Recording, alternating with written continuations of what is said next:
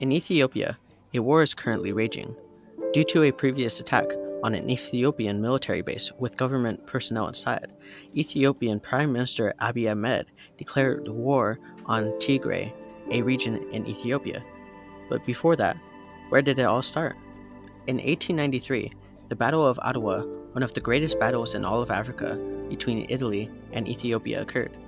Ethiopia rose to prominence in modern world affairs after defeating colonial Italy in the Battle of Ottawa 1896, and again when it was invaded and occupied by fascist Italy in 1935 through 1936. Ethiopia became the only African country not to be colonized. Its independence was established. This was after Ethiopia surrounded the Italians and cut off their water supply. The liberation of Ethiopia by Allied forces during World War II paved the way for Ethiopia to take a more prominent position in international affairs. So what's going on now? A civil war. So far, over 500,000 civilians have died in this war. There have been mass murders, sexual assaults, and military attacks on innocent people. This violates Article 3 from the Universal Declaration of Human Rights, the right to life, liberty, and security of person. Christians are pitted against Christians in this conflict. On their border, Eritrea and Ethiopia used to be at odds. They eventually signed a peace treaty and are now fighting as allies against Tigray, which is seeking a transitional government.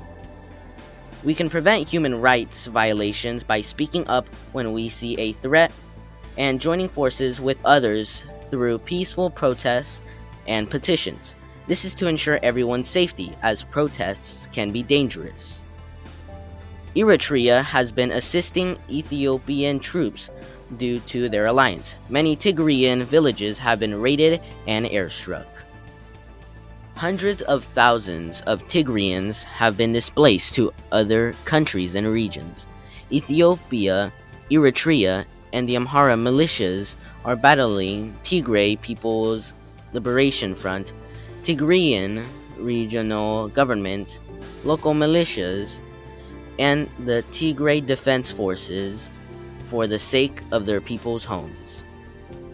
Ethiopia, Eritrea, and the Amhara militias are using technologically superior weapons such as Su-27s, T-72s, and other Russian and Chinese supplied items to cause havoc.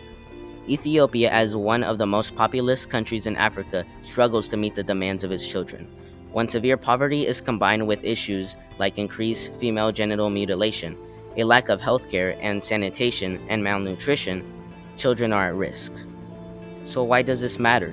Ethiopia is Africa's oldest independent nation and one of the world's fastest growing economies, with a population of approximately 115 million people. Ethiopia is Africa's second most populous country. Over the last 15 years, the country has achieved economic development with an annual economic growth rate of 10%. It is also our land of origin. Land of origin, you may ask? Ethiopia is the birthplace of humanity, where we first learned to walk on two legs. It is also the source of the Blue Nile, the vast river whose force and fertility supported civilization's beginnings. We hope you learned something from our PSA, and we encourage you to donate to SaveTheChildren.org. Link is in the description below.